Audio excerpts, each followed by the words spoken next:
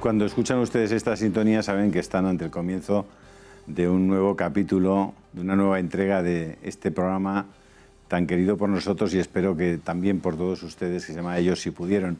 Saben que el Ellos si pudieron hace referencia a la entrevista que les presentamos cada domingo de una persona que ha podido hacer cosas, sobre todo que ha podido hacer cosas por los demás, que ha contribuido a que la sociedad en la que ha vivido, los seres humanos con los que ha compartido su tiempo, sus vivencias, su trabajo, sean un poco mejores en lo esencial y estén un poco mejor en lo accidental. En esa medida, el invitado de esta noche es una persona muy especial porque solo ha hecho una cosa a lo largo de su vida, que es entregar su vida a los otros, entregar su vida a Dios y a los demás. Y una persona así, pues ha podido hacer cosas buenas. Y por eso es un honor tener hoy con nosotros a don Joaquín Castella, sacerdote jesuita, a quien le damos la bienvenida y le agradecemos que esté en esta entrevista. Muchas gracias. Don Joaquín, no sé qué siente alguien que ha pasado tantos años después de su niñez y su adolescencia en Navarra, en Pamplona, en Navarra. Por cierto, vivíamos muy cerquita, usted y yo. Después de esa adolescencia y de esa juventud, alguien que ha pasado tantos años en un país como la India, país que, por cierto, aquí desconocemos desde la A a la Z, es decir, muy pocos de nosotros podemos o puede decir, porque yo no lo puedo decir, que sepamos algo de verdad de ese país, pero alguien que ha vivido tantos años allí, ¿qué es lo primero que siente cuando pasa una temporada en España? ¿Qué piensa? Bueno, muchas ganas de volver a la India. Aunque me lo he pasado muy bien aquí, he estado 4 meses ahora, después de 4 años. En la India llevo 52 años, llegué allí el año 66. Y he venido varias veces, ahora esta última visita ha sido después de 4 años. Y aunque me lo paso muy bien y tengo mucha familia y que me quieren mucho y les quiero mucho, pero tengo ganas de volver. Y desde el día que llegué he estado pensando y comunicándome y recibiendo mensajes y llamando, porque, bueno, es mi gente, es mi mundo, mi misión. Aquí la gente muchas veces piensa que en la India tantos años y te miran con compasión, como si he estado sufriendo yo allí en la India. No, yo me lo paso de maravilla allí, o sea, no he sufrido nada. O sea, bueno, lo normal, que aquí también la gente, tú también habrás sufrido mucho para montar todo este negocio y la competencia y el mundo de... Pero la India es un país de gente amable. 1.300 millones, pero la mayoría son gente buena. Y una vez que aprendes una lengua y te inculturizas y respetas a la gente, yo estoy feliz allí, la verdad. Y por eso aquí, bueno, me lo paso muy bien también, pero mañana me voy y con ganas. ¿En qué ha cambiado la España que dejó hace 50 años con la España que se ha encontrado hoy? ¿En qué no ha cambiado? ¿Qué le sorprende? ¿En qué no ha cambiado? ¿Y qué le apena y qué le alegra? Bueno, me alegra ver que la mayoría de la gente en España vive bien económicamente. Creo que quizás en la historia de España uno de los mejores tiempos de comodidad material, de seguridad. España ha recibido a muchos emigrantes, les ha dado una oportunidad de una nueva vida. Me apena la falta de unidad en este país. Me extraña, yo vengo de la India, un país de 1.300 millones, varias religiones distintas y lenguas muy diversas, del sur al norte de la India, no solo la lengua, la cultura, los gustos, la comida, el vestido, todo difiere. Y sin embargo son un país. tienen orgullo de su identidad patriótica. Se enorgullecen de la diversidad en su unidad. Hay unidad, pero respetando la diversidad. Te llamará la atención si te digo, yo salí de la India hace 4 meses, cuando había comenzado el problema este de Barcelona, de Cataluña independiente. En la India, así como has dicho que en España nadie sabe nada sobre la India, en la India nadie sabe nada sobre España. Es un país pequeño. A veces a mí me solía enfurecer cuando dices, España, Europa, en América, ¿no? Digo, bueno, sí, en América, venga, si esa es toda la geografía que sabes, es que no tienen ni idea de, para ellos el oeste, Europa y América es una cosa. Y en España, un país tan pequeño, y me llamó la atención que en los grandes periódicos indios, todos los días salían editoriales sobre el problema de Cataluña, con fotos, etc.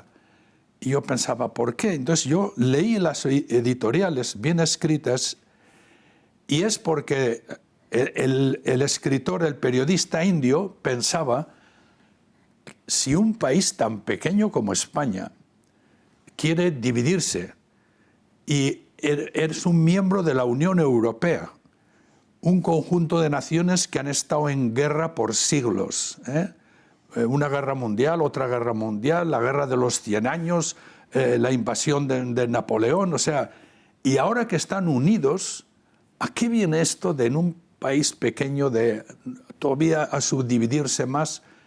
Y usaban la palabra epidemia. Esto es una epidemia, una peste que no debe extenderse, porque claro, la India piensa, si en Europa no pueden estar unidos, pues ¿qué va a ser de nosotros? La India lleva independiente desde el año 47, pero valoran actualmente su independencia, su unidad en diversidad, y a mí me da pena en España que sería tan bonito que nos gloriáramos de la variedad y la diversidad de esta península ibérica, en la que incluido Portugal o Cataluña o las Vascongadas, Andalucía, Galicia, pues podrían ser zonas distintas, pero todas unidas en una nación, en una identidad patriótica. Aquí no, ciertamente en el norte no lo he visto. En Madrid me alegro de ver banderas españolas colgando de los balcones, pero me hubiera gustado verlas en Barcelona y en Pamplona y en otros sitios. Hace 60 años usted toma la decisión de ingresar en la Compañía de Jesús. Sí. Había estado estudiando en Javier. En Javier y después en Pamplona. Y la verdad es que tuve profesores jesuitas que me inspiraron, que eran gente muy buena, la verdad, y me pareció, sí, que unirme a su grupo era una buena cosa y lo hice.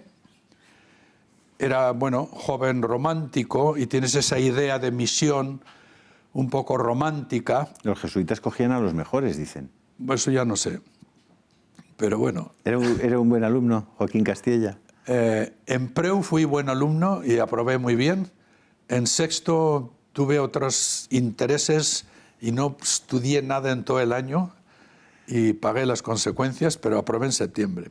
Ingresa en la Compañía de Jesús y a partir de ese momento ya pide... Sí, cuando ¿En qué año es ordenado sacerdote? Yo me ordené de sacerdote el año 75, pero ingresé en la Compañía de Jesús el año 61.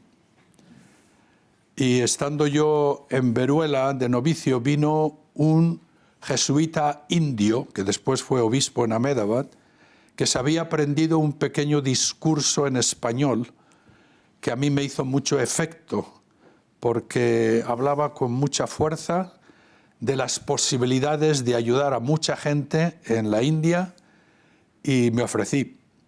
Y me aceptaron la oferta, y a los pocos años, sin saber inglés, aterricé en Bombay el 8 de febrero de 1966. Y como mi avión... O sea, que es ordenado sacerdote ya en la India. No. Yo me ordené el año 75. En la India. Bueno, yo quería ordenarme en la India, pero mi padre, que entonces... Don Joaquín. Joaquín también. Sí, sí. Me escribió diciendo que me encantaba y que iba a fletar un avión y quería traer a la mayor parte de la familia para la ordenación. Y cuando ya vi esa amenaza de una invasión española en la India, pues le contesté enseguida diciéndole, no te preocupes, yo iré a España y me ordenaré ahí. Yo no había vuelto a España en 9 años. Del año 61 al 74 tuve que estudiar exámenes y nunca fui a España. Y para ordenarme me permitieron ir y me ordené el año 75 en Javier. Me parece estar viendo a su padre. ¿Sabe que en el colegio mayor donde yo vivía, su padre venía por las mañanas a misa? ¿En serio? Ajá. No sabía eso. Muy bien. Eso es una sorpresa. Sí. De medio programa. Así que, ¿se ordena en España? Me ordené en España y estuve 2 meses y medio en la ordenación. Volví a la India ya a trabajar. Bueno, había aterrizado ya en Bombay en el año 65. 66, 8 de febrero. Y en ese intervalo entre el 66 y cuando es ordenado sacerdote, usted supongo que se dedica al estudio de la teología, de la filosofía. Exactamente. Bueno, quadrivium, primero aprender inglés, que no sabía. ¿Aprender hindú? Después aprendí filosofía en inglés. Después aprendí gujarati. Y como se me dio bien la lengua, al cabo de un año mis superiores me pusieron a estudiar en la Universidad de Ahmedabad psicología. Se podía escoger en lengua inglesa o en lengua gujarati. Y yo escogí... ¿Qué es la lengua gujarati? Es ¿El hindú? Perdón. La India está dividida en muchos estados y hay muchas religiones diferentes. Entonces, cuando dices hindú, significa una persona que practica la religión hindú. Correcto. Aunque yo creo que en la Academia Española hay una discrepan sobre esto. Uno de mis compañeros escribió a la Real Academia pidiendo que en el diccionario a persona habitante de la India es indio. Pero claro, en español, cuando dices indio, se puede referir también a los indios de América. Y entonces, en la Real Academia decidieron no cambiar. Y dice, no, según nuestra antigua se llaman hindú los habitantes de la India. Pero nosotros le explicamos que en la India a los musulmanes no les gusta que les llamen hindús, porque son indios pero musulmanes, pero no son hindús. Y a los parsis tampoco les gusta que les llamen hindús, ni a los jainistas, ni a nosotros a los cristianos. Somos indios pero cristianos, no somos hindúes. Pero bueno. Por tanto, el gujarati es una de las lenguas... Es una de las lenguas que la hablan 50 millones de gujaratis que hay en Gujarat actualmente, y hay varios millones de gujaratis por el mundo. Seguimos hablando de la India dentro de un minuto. Ahora mismo estamos con ustedes.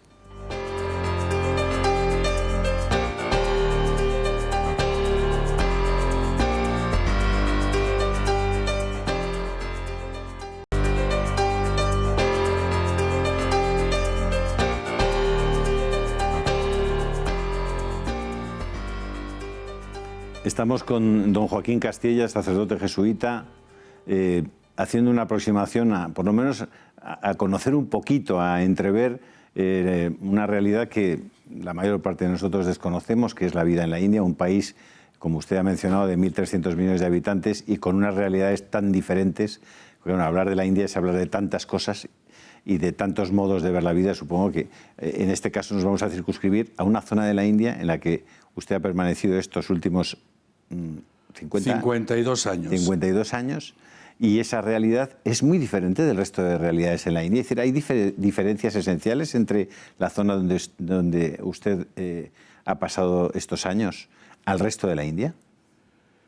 Sí, la India, como es muy grande y es muy variada, por ejemplo, en el este de la India hay estados como Andhra Pradesh y Orissa que son muy pobres. También en el sur de la India, Tamil Nadu, es una cultura totalmente distinta. Las lenguas que se hablan en el sur de la India no provienen de la raíz aria, del sánscrito, sino son lenguas dravídicas, totalmente distintas de las del norte. Tanto es así que el sur de la India, por ejemplo, no admite el hindi como lengua nacional, no admite. Los gobiernos autónomos de los estados del sur exigen que el gobierno central les envíe la correspondencia en inglés. Si tú coges un billete de 100 rupíes, un billete de 100 rupíes, verás, está escrito 100 rupíes en 18 lenguas distintas. Inglés es una de ellas. 100 rupia en hindi, 100 rupees en inglés, 100 rupees en gujarati, en tamil, en bengali, en marathi, en punjabi. Hay una cantidad de lenguas y no son dialectos, son lenguas. Porque, por ejemplo, el gujarati que yo hablo tiene su academia de la lengua, tiene su poesía, su novela, su historia, su literatura antiquísima, o sea que yo estudié la carrera de psicología en lengua gujarati. ¿Cuántos trabajos ha desarrollado usted en la India desde que está allí? ¿Qué ha hecho todos estos años? Bueno, por muchos años a mí me martirizaron obligándome a estar en ciudades y sobre todo me encomendaron la formación de jesuitas indios jóvenes.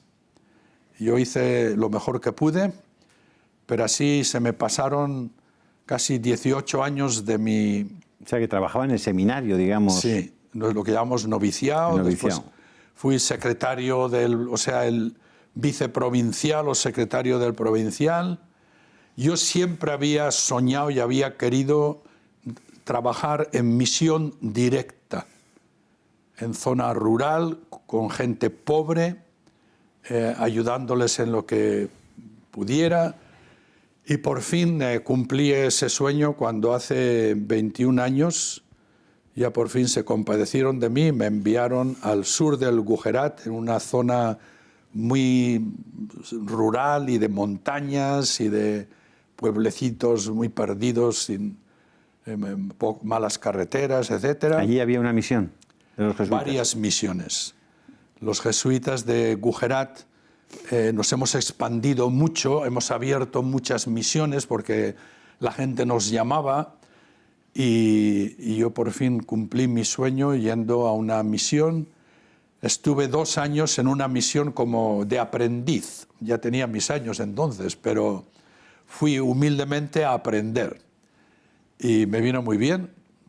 Tuve mis experiencias también porque, claro, yo había vivido en la ciudad, en Ahmedabad, en colegios, estuve en contacto con gente educada en nuestros colegios que nos respetan, que nos tratan muy bien.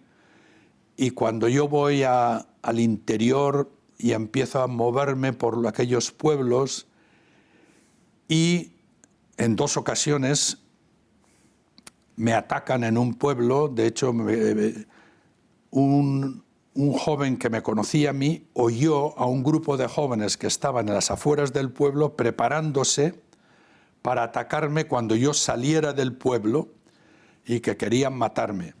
Entonces ese joven corrió despavorido a la policía y les dijo: hay un misionero extranjero en este pueblo y hay un grupo de gente que le está planeando matarle. Yo estaba sentado en una pobre casa dentro del pueblo y de repente llegan 2 jeeps de la policía y me dicen: padre, tiene usted que salir con nosotros porque hay un grupo que le quieren matar, están planeando matarle. Y yo inocentemente les dije: oye, pero si conocéis a ese grupo que me quieren matar, ¿por qué no vais y les cogéis a ellos? y se sonríen y dicen, padre, eso es, el gobierno de hoy no se les puede tocar. Bueno, total que un jeep de la policía delante, el mío en el medio con unos críos y la monja, y otro jeep detrás. Así salí escoltado de ese pueblo. Y en otro pueblo, de noche, cuando yo salía era invierno, allí no me avisaron. Me rompieron todos los cristales del jeep a pedrada limpia. Y bueno, yo estaba cabreadísimo ese día, así que paré el jeep y salí de noche en una carretera de esas, ¿no? Las luces del jeep van derechas, ¿no? Y te parece que ves muy bien. Sales del jeep y es una oscuridad total, todo alrededor, ¿no? Todo árboles y no... Entonces todas las palabrotas que sé en Gujarati, que sé bastantes, las grité a pleno pulmón, cobarde, bueno, y cosas peores les dije, pero un silencio total, nadie se atrevió a dar la cara. Yo les decía, dar la cara, o sea, si yo he hecho algo malo, pues decírmelo, ¿no? Pero esto de tirar piedras sin... Tal que, bueno, mis primeras experiencias, no son las últimas. ¿Y ha corrido peligro su vida en la India?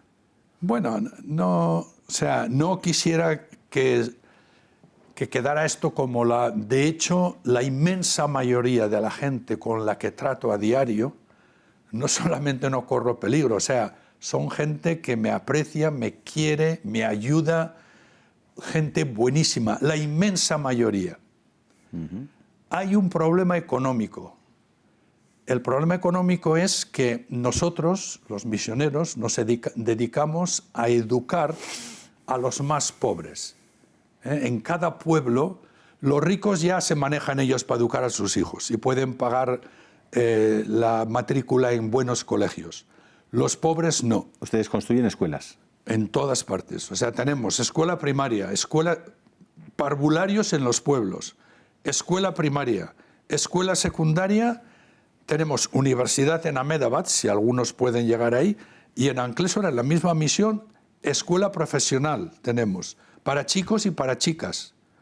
Entonces, claro, a mí un día un terrateniente de un pueblo me lo dijo, o sea, como amigo, me dice, bueno, si usted se lleva a los críos de este pueblo y me los educa a todos, ¿quién va a trabajar en mi campo por 50 rupias al día?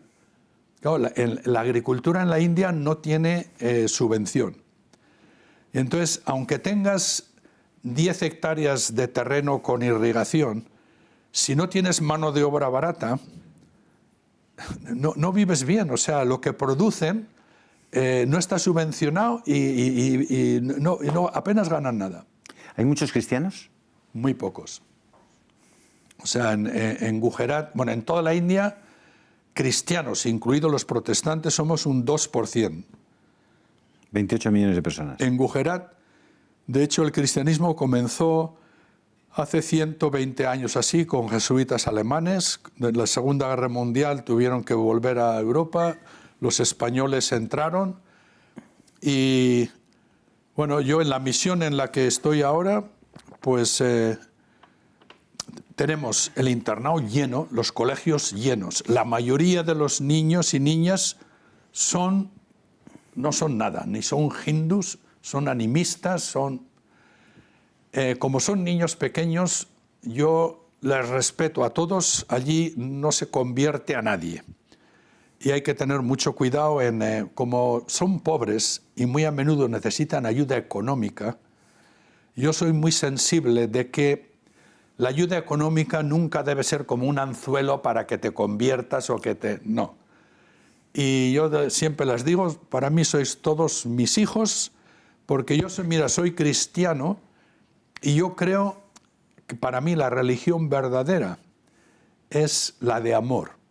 Una persona que es amable, compasiva, sensible y dispuesta a ayudar, esa es la verdadera religión. Ese es el Dios en el que yo creo, ese es el Dios de Jesús. Hay gente ya mayor que cuando nos oyen hablar así y nos ven que nuestra vida es congruente con eso que hablamos. Claro, si a mí una persona mayor viene y me dice, padre, yo llevo ya muchos años viéndolo aquí esta misión, yo quisiera ser cristiano. ¿Quién soy yo para decirle que no? Entonces yo a esa persona le bautizo. Y ha habido personas así, o sea, ahí no es muy numerosa, pero es una comunidad cristiana, yo diría que fervorosa, convencida. Creciente. Creciente, pero no mucho. No es ventajoso para un indio hoy día ser cristiano, al contrario. Tal y como está hoy la nación de la India con un gobierno que quiere ser toda la nación hindú, una idea teocrática de nación, pertenecer a una minoría es desventajoso. Al margen de ustedes, la Iglesia Católica tiene en esa zona un obispado, tiene un... Sí. Lo tiene. Sí, tenemos el obispo de Baroda, actualmente es un jesuita. Después hay otro obispo en Ahmedabad, que es un indio, bueno, jesuita pero indio. De hecho, españoles misioneros quedamos 15 nada más. Y yo soy el más joven, o sea que te puedes imaginar. Pero hay muchas vocaciones indias y muy buenas. En la misión donde yo trabajo somos un equipo de 4, muy unidos, y trabajamos muchísimo. ¿Hay vocaciones sacerdotales, se refiere? Sí. En la zona donde usted está. Sí, también. A pesar de que la comunidad cristiana no es muy numerosa y a pesar de que el gobierno indio hace una propaganda muy fuerte para control de natalidad, entonces la familia reducida es la norma, pero aún así hay familias cristianas católicas que se alegran si un hijo o una hija suya quiere ser religioso y dedicarse a Dios y al servicio. Hace referencia usted a la natalidad. ¿El aborto también es algo permitido, tolerado, aprobado, aplaudido? Aplaudido, no sé, pero permitido ciertamente y a veces... Impulsado. Impulsado. O sea, lo triste es cuando es un aborto selectivo, porque la India, al seguir el sistema inglés de dar el apellido a los hijos, solo el padre transmite su apellido y la mujer cuando se casa pierde su apellido. El sistema, creo que es europeo, los franceses también tienen y los americanos también. Pues la India también tiene ese sistema. Entonces, nadie quiere tener... Y después hay otro problema, es el de la dote. Si tienes hijas, tienes que gastar mucho dinero para casarlas.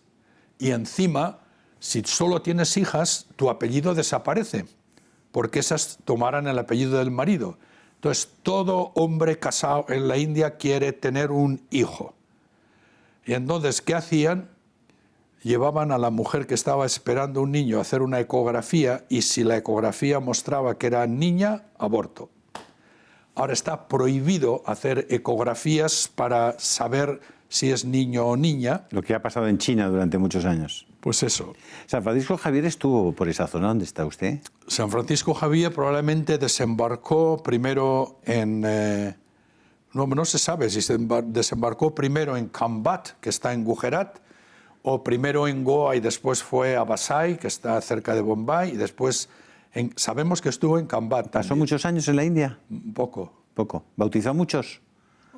Eso dicen en el sur de la India. En Goa no, porque allí había misioneros franciscanos, pero San Francisco Javier comenzó a ir a pie hacia el sur y allí se encontró con grupos de pescadores y tal, y allí bautizó.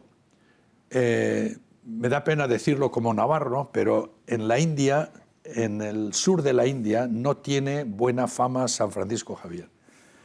Los cristianos que había desde el siglo I, convertidos por los misioneros sirios, eran todos de origen brahman, brahmanes convertidos al cristianismo, que siguen el rito siro-malabar hoy día también. Y San Francisco Javier no se cruzó con ellos. Y entonces, sin enterarse siquiera de que había católicos más antiguos incluso que los españoles en la India, él se encontró con pescadores pobres y le empezó a adoctrinar y a bautizar. que son muy buenos cristianos hoy día, pero hay como dos iglesias paralelas, los antiguos del rito sirio y los de San Francisco Javier. Bueno, los navarros nos sentimos muy orgullosos Bueno, de Francisco Javier, ¿no? y los japoneses también están muy orgullosos de que llegó a Japón. Y, en fin, fue un divino impaciente, se movió mucho, muy deprisa. Hay muchas leyendas sobre los milagros que hacía, las lenguas que hablaba y tal, bueno, pero era una gran persona, un gran misionero, sí, y un gran santo también. ¿Qué es lo más profundo, lo más importante que ha aprendido usted en la India en todos estos años? He aprendido los pobres, aunque sean pobres e incluso analfabetos, pero no son tontos, o sea, te encuentras con personas.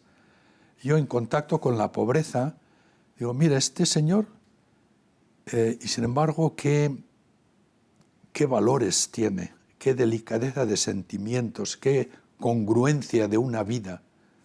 Y no sabe ni leer ni escribir, y además es muy pobre. Y entonces, claro, esas personas, por ejemplo, cuando Jesús dijo, el hombre no vive solo de pan.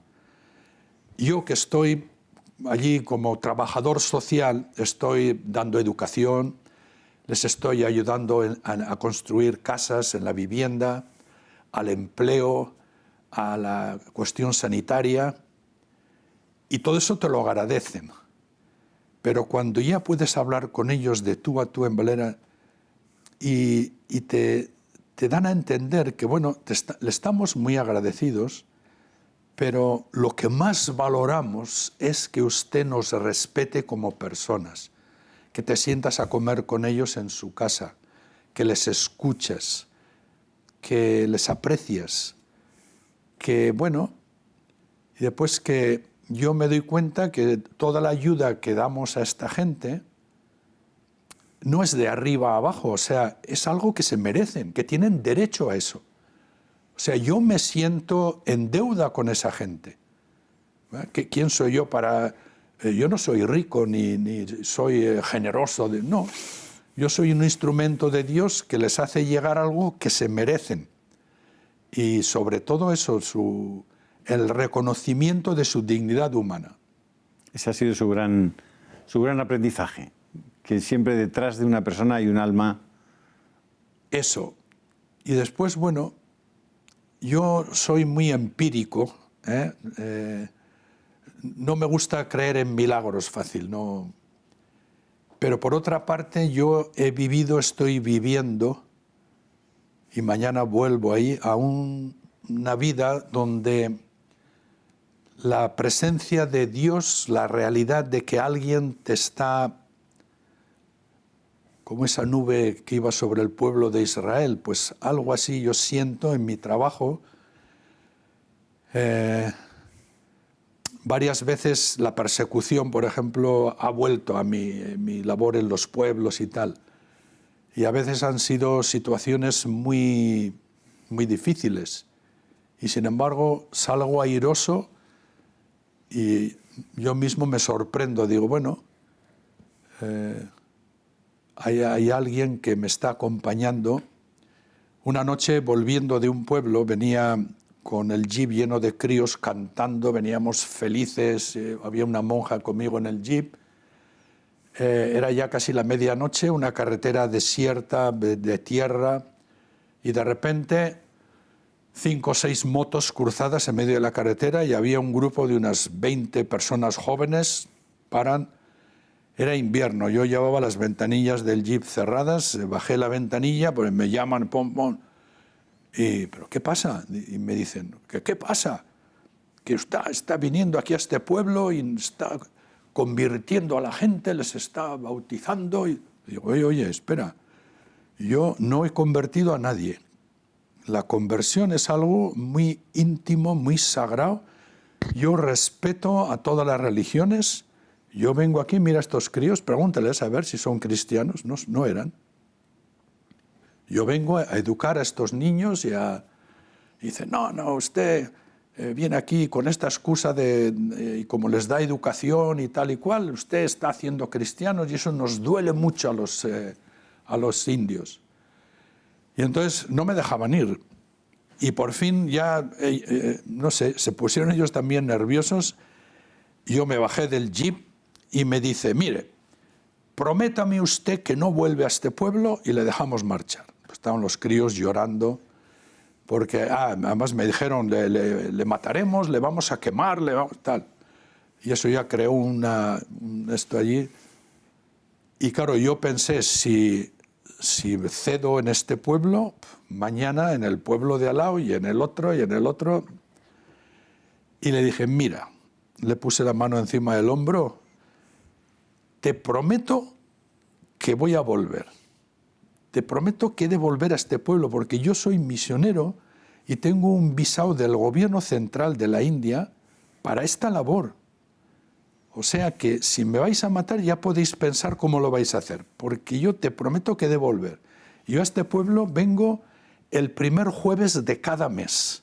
Así que ya sabéis, esa es mi fecha, he de volver a este pueblo. Porque aquí hay algunos cristianos y yo he de volver. Eso les dejó, no sabían qué decir.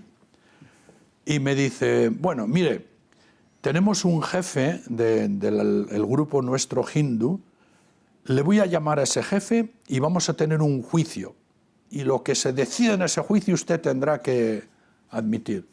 Y digo, yo no sé lo que vais a decidir en ese juicio, pero si queréis que yo venga, vendré. Tú llámame y yo vendré, no tengo nada que ocultar. Y me dejaron pasar aquella noche.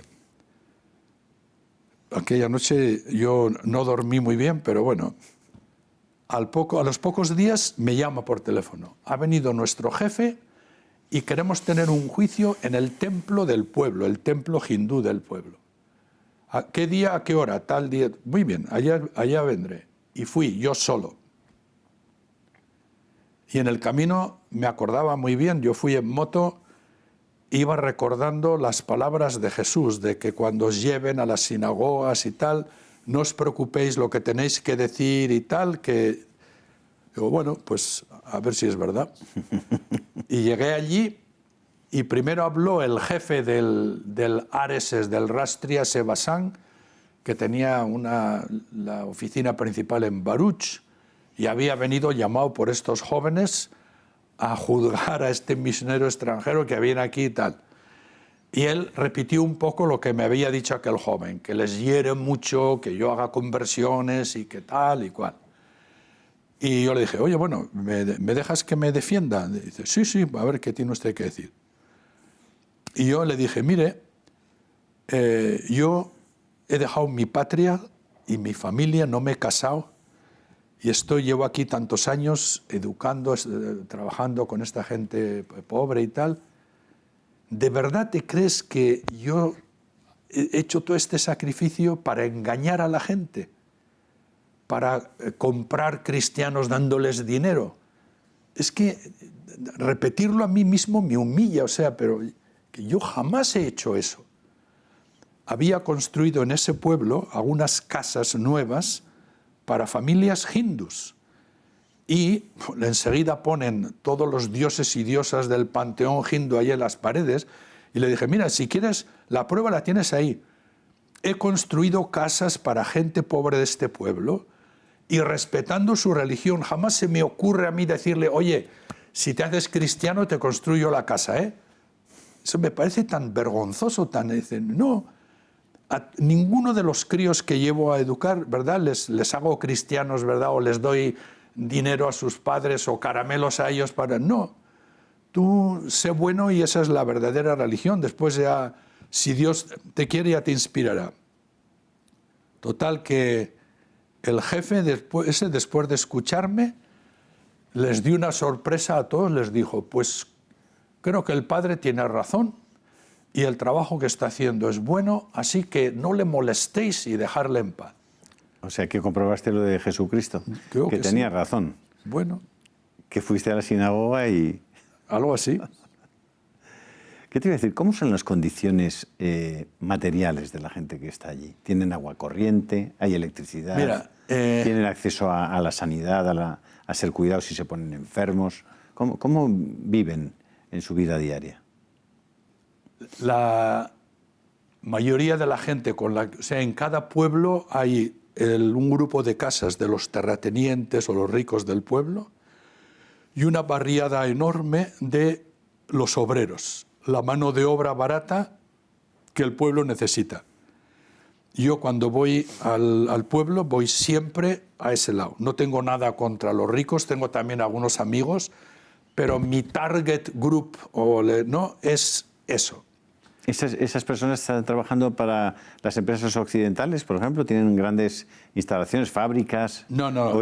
Estoy hablando de los pueblos ya en la zona rural. O sea, que son puramente agrícolas o ganaderos. Pero ahí, hay mucho regadío, hay caña de azúcar, que es cosecha de dinero, plátanos, que es también cosecha de dinero, y viven, gracias a la mano de obra barata que tienen, viven mejor, viven bien. O sea, tienen casas de ladrillo y con... de 2 pisos. Los ricos. La gente pobre, yo visito 50 pueblos, o algo más de 50. No hay ni una sola casa que tenga un grifo dentro de la casa, agua corriente. Ninguna. Ninguna, hay unas, porque las he construido yo, que tienen retrete. El retrete, yo visitando familias me di cuenta enseguida que como haya en la familia una persona con hemiplegia o muy mayor que no pueda caminar, ¿sabes lo que es? Que tengas que ir a hacer tus necesidades lejos, en la Monzón, cuando llueve sin parar, cuando hay niños pequeños. ¿Cuántas veces culebras han picado a la gente en esa situación? Tienen que ir lejos a un sitio oscuro para hacer sus necesidades y... Entonces, las únicas retretes que hay las he construido yo. Dame un minuto y vamos al tercer bloque. Muy bien. Hasta ahora mismo.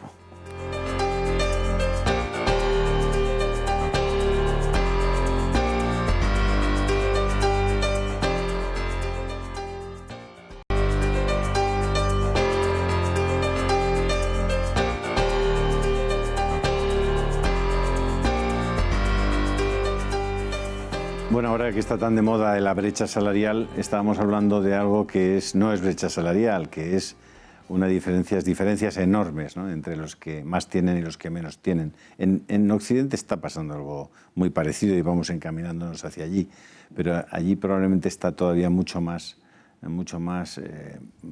matizado en el sentido de que los pobres viven francamente mal, ¿no?, y tienen unas condiciones de vida muy penosas, ¿no? Todavía sí, o sea, pasa es que ahora ya cuando hablas de la India hay que distinguir desde el comienzo de qué India hablamos, porque hay ya una clase media en la India, digamos un 10%, que viven bien. Ahora los salarios, por ejemplo, de empleados del gobierno, empleados de bancos, profesores de colegios del gobierno y tal, tienen salarios dignos. Y ya los industriales indios y tal ya son riquísimos. Entre las mayores fortunas del mundo se encuentran varios indios, ¿no? Pero la gente con la que yo trabajo quizás hace la pobreza más penosa hoy día por el contraste. Y además, como la televisión pues, muestra las facilidades, la vida que otros pueden llevar, hace que su realidad pues, sea más penosa. En ninguna casa de la gente con la que yo trabajo tienen agua corriente. Tienen un grifo fuera de la casa, en la calle, en el que les dan agua 1 hora por la mañana, 1 hora por la tarde, y tienen que llenar pues, baldes y bidones y vasijas, etc. Y cuando han llenado todo eso, si queda ropa para lavar o tal, entonces hacen el lavado allí mismo, porque es el único agua corriente que tienen. El lujo de abrir un grifo o una ducha, que lo damos por supuesto aquí, es un lujo allí. Eso para pues lo de los retretes, que es también muy importante. ¿Electricidad? Electricidad hay en todos los pueblos. Deberían tener un contador en la casa. La mayoría de la gente no tiene y sencillamente roba la electricidad conectando 2 cables en esto, con unos ganchos, ya son expertos en eso. Y bueno, Hablaba usted de televisión. ¿Tienen televisión? todas las casas. Todas las casas no tienen agua corriente y tienen televisión. Bien, todas las casas, por muy pobres que sean, tendrán un ventilador y un televisor, ahora con lector de DVDs, porque a la gente le gusta ver sus películas. El Bollywood es parte de la cultura de la India del siglo XX o XXI, y eso hay en todas las casas. Se comerán menos, pero se comprarán esas 2 cosas siempre. ¿Porque hablan inglés? No, Hablan solamente el el gujarati. Gujarati. Y reciben digamos, la información y La educación, el todo en entretenimiento gujarati. en gujarati y también en la televisión. Ya, y después la televisión, como es del gobierno central, hay también televisión gujarati, también, pero el hindi, en todas las lenguas que provienen del sánscrito, se entiende. Por ejemplo, en la misión, yo a mis críos, todos los sábados les enseño películas en una pantalla como esta grande, con un proyector, y son películas inglesas para críos, películas muy interesantes, de mucha acción, pero dobladas al hindi. Y entienden hindi perfectamente. ¿Son propietarios de sus tierras o son aparceros? La gente con la que yo trabajo no tiene tierras, son trabajadores sin tierra, son jornaleros sin tierra. Que trabajan para los ricos de arriba. Para los terratenientes del pueblo. Tengo que decir también que los terratenientes del pueblo les tratan bien. O sea, hay cosas que sorprenden. Por ejemplo, cuando no hay trabajo en el campo y una pobre viuda no tiene nada que comer, yo muchas veces he visto al terrateniente, le llama y solo para darle 50 rupias, pues le hace quitar hierbajos y cosas y tal, pero saben que si no esta pobre mujer no va a comer. O sea que tienen también su... Bueno, pero es la idea del karma hindú, que yo he nacido rico, tú has nacido pobre, algo habrías hecho en tu vida anterior, ahora tu manera de progresar, de cambiar, mejorar de vida, es que aceptes tu pobreza, tu situación y que... Pues eso. ¿Hay muchos musulmanes? Un 12%. ¿Allí donde usted está también? ¿El qué? ¿Allí donde usted está también? Sí, sí, también. Yo por eso, ¿Es buena la convivencia entre las...? No muy buena, no. Con los musulmanes yo, en los pueblos donde tengo los terratenientes musulmanes, ahí nunca he tenido problema porque me ignoran totalmente, pero no se oponen a mí. Entonces, muy bien, yo hago mi trabajo con los pobres y allá vosotros. He tenido problema en los pueblos donde el terrateniente rico es hindú y temen que, bueno, dicen eso, que les hago conversiones y que eso no les gusta y tal. El problema es que no quieren que se eduquen todos los niños del pueblo. Pero el musulmán no se ha puesto a eso, o sea, o tienen mejor sentido social. Los problemas que hay con el islamismo radical en Pakistán o en Indonesia, allí en la India no se dan. También se dan, sí, sí. O sea, hay mucha infiltración de Pakistán a la India, hay muchas madrasas totalmente pagadas con dinero del Golfo y tal, y de donde salen, yo creo, cantidad de terroristas y... De radicales. Sí, sí. Y yo creo que la India tiene un problema serio con... Claro, sí, y eso va a continuar, porque si tú quieres tener una nación teocrática y tienes un 12% de musulmanes en una nación de 1.300 millones, son... 150 millones de personas. Por ahí. No, los vas a matar a 150 millones y claro, tampoco se pueden ir, son sus tierras, es su vida, total que, no sé, esa tensión continúa. Y de vez en cuando ha habido matanzas y claro, los hindús dicen que las primeras matanzas ellos llevaron las de perder y los musulmanes fueron los que cepillaron a muchos... Yo, desde que estoy 2 veces, he visto, es de la cosa más triste y horrible que se puede presenciar, una vez en Ahmedabad y otra vez cerca de Ankleshwar. en que la policía apoyó a los hindús y fue matanza de musulmanes, pero así, 100%. Les quemaron sus negocios, les quemaron autobuses, mataron a gente. No todos los hindús son así, o sea, es un grupo fanático. El hinduismo es pacifista, respeta la vida. Y además la religión hindú tradicional es ecléctica. O sea, quizás lo que más contraste puede ser para un hindú es el ateísmo, es el negar a Dios. El hindú es creyente. En la India, o sea, yo casi diría el 99% de la población india es creyente. No tienen más que ver cómo celebran funerales, cómo celebran la muerte. El indio cree en la otra vida, en la reencarnación, bueno, y al final la liberación, creen en eso. La transmigración, y esa creencia en la transmigración o en la reencarnación, es una garantía de que no va a haber una rebelión social, de que no va a haber una revuelta, de Ahí que está. no... Hacen que acepten su situación presente sin querer montar una revolución. Y eso se lo han dado de una manera tan convincente. Yo no sé, que desde niños yo creo lo tienen asumido, que hay que aceptar que somos parias, que somos bajos, que somos tal, y es la única manera de liberarnos en el... Y claro, con eso el de arriba se libera de toda responsabilidad. Claro. Y claro, es una filosofía muy... El cristianismo muy frente a eso es revolucionario. Ahí está. A nosotros nos ven como un reto al status quo. O sea, tanto nuestra labor educativa como incluso el mensaje cristiano de igualdad. Mahatma Gandhi era cristiano de corazón y por eso le mataron. O sea, ¿y quién le mató a Mahatma Gandhi? Pues los del RSS, todo el mundo lo sabemos. Y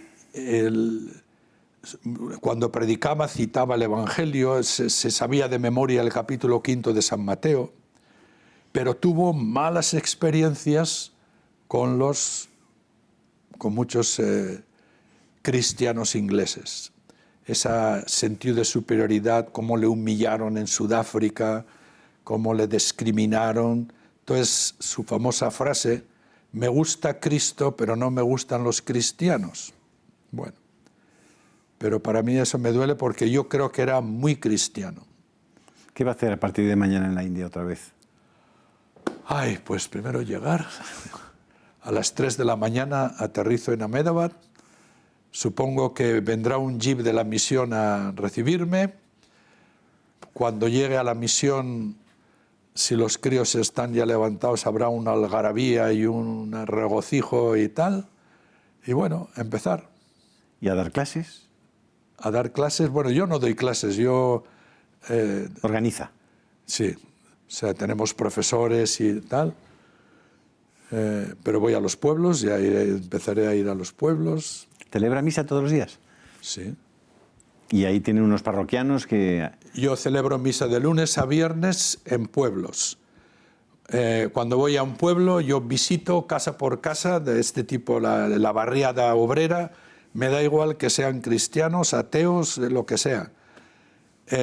Cuando termino, si hay capilla en el pueblo, digo misa en la capilla. Si no, pregunto en qué casa ceno hoy, porque donde es ubi misa y vi mensa, donde misa allí cena.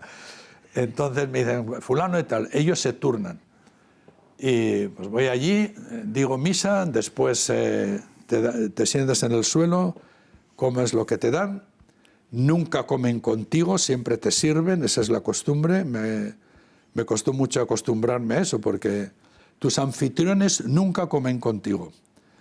En parte porque quieren asegurarse de que hay suficiente comida para ti. Y después, si queda, ellos cenarán después. Don Joaquín Castilla nos ha abierto a todos nosotros, a nuestros espectadores, a mí mismo, una ventana a otra realidad que conecta con la felicidad humana de la manera más profunda y más radical. Y yo creo que el servicio que ha prestado esta noche, enseñando a tantas personas que, bueno, que se puede, ¿no? Que se es muy feliz dedicando la vida a los otros, pues es maravilloso. Yo le agradezco muchísimo. Primero le agradezco mucho lo que ha hecho y lo que hace por los más pobres, por los más desheredados del mundo. Le agradezco mucho que sea testimonio de Jesucristo en tantos sitios y para tanta gente. Y le agradezco mucho que haya estado aquí con nosotros hoy, porque muchas personas seguramente estarán sonriendo al verle a usted con esa sonrisa que dice mucho acerca de su entrega y de su felicidad. Gracias. Muy bien. Hasta la semana que viene, si Dios quiere. Muy bien.